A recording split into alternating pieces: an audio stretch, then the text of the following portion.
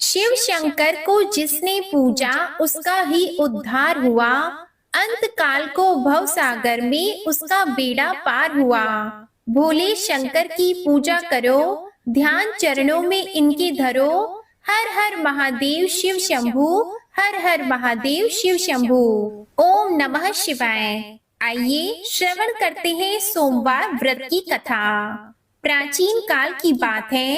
एक नगर में एक बहुत धनवान साहूकार रहता था, जिसके घर में धन की कमी नहीं थी। परंतु उसको एक बहुत बड़ा दुख था कि उसके कोई पुत्र नहीं था। वह इसी चिंता में दिन रात लगा रहता था। वह पुत्र की कामना के लिए प्रत्येक सोमवार को शिवजी का व्रत और पूजन किया करता था तथा शाम के समय शिव मंदिर में जाकर शिवजी के सामने दीपक जलाया करता था। उसकी इसी भक्ति भाव को देखकर एक समय पार्वती जी ने शिवजी महाराज से कहा कि महाराज, यह साहूकार आपका अनन्य भक्त है और सदैव आपका व्रत और पूजन बड़ी श्रद्धा से करता है। इसकी मनोकामना पूर्ण करनी चाहिए।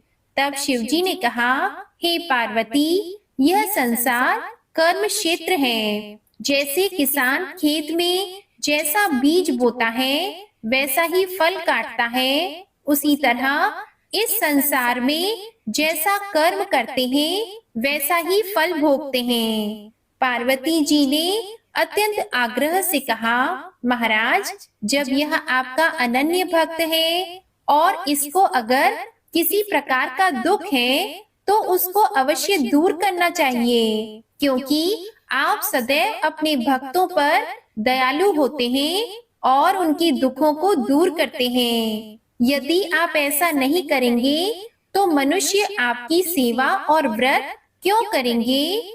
पार्वती जी का ऐसा आग्रह देखकर शिवजी महाराज कहने लगे, हे पार्वती, इसके कोई पुत्र नहीं है। इसी चिंता में यह अति दुखी रहता है। इसके भाग्य में पुत्र ना होने पर भी इसको मैं पुत्र प्राप्ति का वर देता हूँ, परंतु यह पुत्र केवल 12 वर्ष तक जीवित रहेगा। इसके पश्चात वह मृत्यु को प्राप्त हो जाएगा। इससे अधिक मैं और इसके लिए कुछ नहीं कर सकता। यह सब बातें साहूकार सुन रहा था। इससे उसको ना तो कुछ प्रसन्नता हुई और ना ही कुछ दुख हुआ। वह पहले जैसा ही शिवजी महाराज का व्रत और पूजन करता रहा। कुछ काल व्यतीत हो जाने पर साहूकार की स्त्री गर्भवती हुई और 10वें महीने में उसके गर्भ से अति सुंदर पुत्र की प्राप्ति हुई। साहूकार के घर में बहुत खुशी मनाई गई, परंतु साहूकार ने उसकी केवल 12 वर्ष की आयु जानकर अधिक प्रसन्नता प्रकट नहीं की और न ही किसी को भेद बताया। जब वह बालक 11 वर्ष का हो गया तो उस बालक की माता ने उसके पिता से विवाह आदि के लिए कहा, तो वह साहूकार कहने लगा कि अभी मैं इसका विवाह नहीं करूंगा, अपने पुत्र को काशी जी पढ़ने के लिए भेजूंगा। फिर साहूकार ने अपने साले अर्थात बालक के मामा को बुलाकर उसको बहुत सा धन देकर कहा, तुम मेरे बालक को काशी जी पढ़ने के लिए ले जाओ और रास्ते में जिस स्थान पर भी जाओ यज्ञ और ब्राह्मणों को भोजन कराते जाओ। वह दोनों मामा भांजे यज्ञ करते और ब्राह्मणों को भोजन कराते जा रहे थे। रास्ते में उनको एक शहर पड़ा। उस शहर में राजा की कन्या का विवाह हो रहा था। दूसरे राजा का लड़का जो विवाह कराने के लिए बारात लेकर आया था, वह एक आंख से काना था। उसके माता पिता को इस बात को लेकर बड़ी चिंता थी कि कहीं वर को देखकर कन्या के माता पिता विवाह में किसी प्रकार की अड़चन पैदा न कर दें। इस कारण जब उसने अति सुंदर सेठ के लड़के को देखा तो मन में विचार किया कि क्यों न दरवाजे के समय इस लड़के से वर का काम चलाया जाए। ऐसा विचार कर वर के पिता ने उस लड़के और मामा से बात की तो वे राजी हो गए। फिर उस लड़के को वर के कपड़े पहनाकर तथा घोड़ी पर चढ़ाकर दरवाजे पर ले गए और सब कार्य प्रसन्नता से पूर्ण हो गया। फिर वर के पिता ने सोचा कि यदि विवाह कार्य भी इसी लड़के से करा लिया जाए तो क्या बुराई है। ऐसा विचार कर लड़के और उसके मामा से कहा, यदि आप फेरों का काम और कन्यादान के काम को भी करा दें तो आपकी बड़ी कृपा होगी और मैं इसके बदले में आपको बहुत सा धन दूंगा। तो उन्होंने स्वीकार कर लिया और विवाह कार्य भी बहुत अच्छी तरह से संपन्न हो गया। जिस समय लड़का जाने लगा तो उसने राजकुमारी की चुन्नी के पल्ले पर लिख दिया कि तेरा विवाह तो मेरे साथ हुआ है, परंतु जिस राजकुमार के साथ तुमको भेजेंगे वह एक आंख से काना है और मैं काशी जी पढ़ने जा रहा हूँ। लड़के के जाने के पश्चात उस राजकुमारी ने जब अपनी चुन्नी पर ऐसा लिखा हुआ पाया तो उसने राजकुमार के साथ आने से मना कर दिया और कहा कि वह मेरा पति नहीं है, मेरा विवाह इसके साथ नहीं हुआ है, वह तो काशी जी पढ़ने के लिए गया है। राजकुमारी के माता पिता ने अपनी कन्या को विदा नहीं किया और बारात वापस चली गई। उधर सेठ का लड़का और उसका मामा काशी जी पहुंच गए। वहां जाकर उन्होंने यज्ञ करना और लड़के ने पढ़ना शुरू कर दिया। जब लड़के की आयु 12 वर्ष की हो गई तो उस दिन उन्होंने यज्ञ रचा रखा था कि लड़के ने अपने मामा से कहा कि मामा जी आज मेरी तबीयत कुछ ठीक नहीं है। तब मामा ने कहा कि अंदर जाओ और सो जाओ। लड़का अंदर जाकर सो गया और थोड़ी देर में उसके प्राण निकल गए। जब उसके मामा ने आकर देखा कि वह मुर्दा पड़ा है तो उसको बड़ा दुख हुआ और उसने सोचा कि अगर मैं अभी रोना पीटना मचा दूंगा तो यज्ञ का कार्य अधूरा रह जाएगा। इसलिए उसने जल्दी से यज्ञ का कार्य समाप्त कर ब्राह्मणों के जाने के बाद रोना पीटना आरंभ किया। संयोगवश उसी समय शिवजी पार्वती जी उधर से जा रहे थे। जब उन्होंने जोर जोर से रोने की आवाज सुनी तो पार्वती जी कहने लगी कि महाराज कोई दुखिया रो रहा है, उसके कष्ट को दूर कीजिए। जब शिव पार्वती ने पास जाकर देखा तो वहाँ एक लड़का मुर्दा पड़ा था। पार्वती जी कहने लगी कि महाराज यह तो उसी सेठ का लड़का है जो आपके वरदान से हुआ था। हे महाराज इस बालक को और आयु दीजिए, नहीं तो इसके माता पिता तड़प तड़प कर मर जाएंगे। पार्वती जी के बार बार आग्रह करने पर शिवजी ने उसको जीवन वरदान दिया और शिवजी महाराज की कृपा से लड़का जीवित हो गया। शिवजी और पार्वती जी कैलाश पर्वत पर चले गए। तब वह लड़का और मामा उसी प्रकार यज्ञ करते तथा ब्राह्मणों को भोजन कराते हुए अपने घर की ओर चल पड़े। रास्ते में उसी शहर में आए जहां उसका विवाह हुआ था।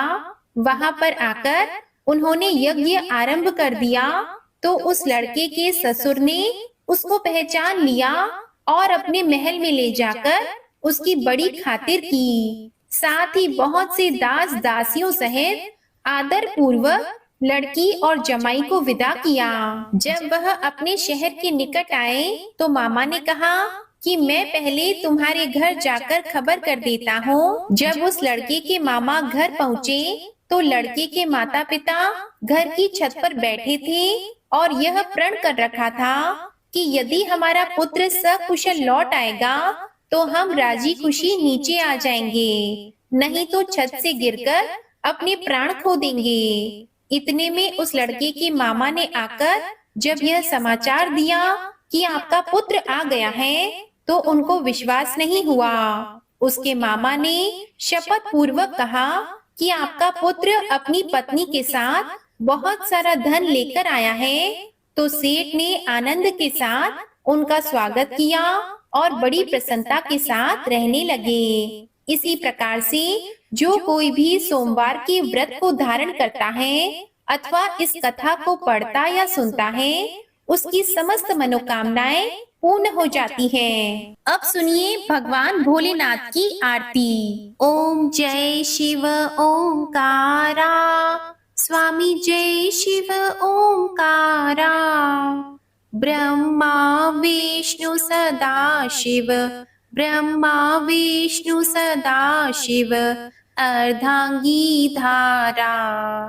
ओम जय शिव ओंकारा। एकानन चतुरानन पंचानन राजी, स्वामी पंचानन राजी। हंसासन गरुड़ासन, हंसासन गरुड़ासन, वृषवाहन साजे। ओम जय शिव ओंकारा।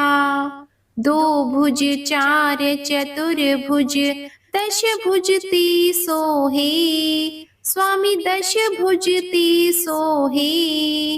तीनों रूप निरखता, तीनों रूप निरखता, त्रिभुवन जन मोहे।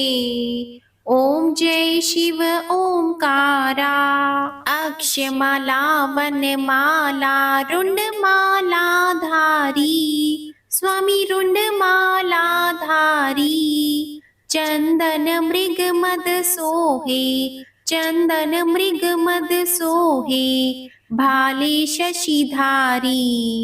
ओम जय शिव ओंकारा। श्वेतांबर पीतांबर बागंबर अंगी, स्वामी बागंबर अंगी। सनकादिक गरुड़ादिक, सनकादिक गरुड़ादिक, भूतादिक संगे। ओम जय शिव ओंकारा। कर के मध्य कमंडल चक्र त्रिशूलधारी, स्वामी चक्र त्रिशूलधारी। सुखकारी दुखहारी, सुखकारी दुखहारी, जगपालनकारी। ओम जय शिव ओंकारा। ब्रह्मा विष्णु सदा शिव, जानत अविवेका, स्वामी जानत अविवेका। प्रणवाक्षर में शोभित, प्रणवाक्षर में शोभित, ये तीनों एका। ओम जय शिव ओंकारा। त्रिगुण स्वामी जी की आरती जो कोई नर गावे, स्वामी जो कोई नर गावे। कहत शिवानंद स्वामी, रटत भोलानंद स्वामी, सुख संपत्ति पावे। ओम जय शिव ओंकारा। ओम जय शिव ओंकारा, स्वामी जय शिव ओंकारा। ब्रह्मा विष्णु सदा शिव, अर्धांगी धारा। ओम जय शिव ओंकारा।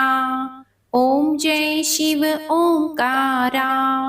बोलिए भोले शंकर भगवान की जय। आज की सोमवार व्रत कथा और आरती पसंद आए तो इस वीडियो को लाइक करके चैनल को जरूर सब्सक्राइब कीजिएगा और कमेंट में भोलेनाथ जी की जय जरूर लिखिएगा।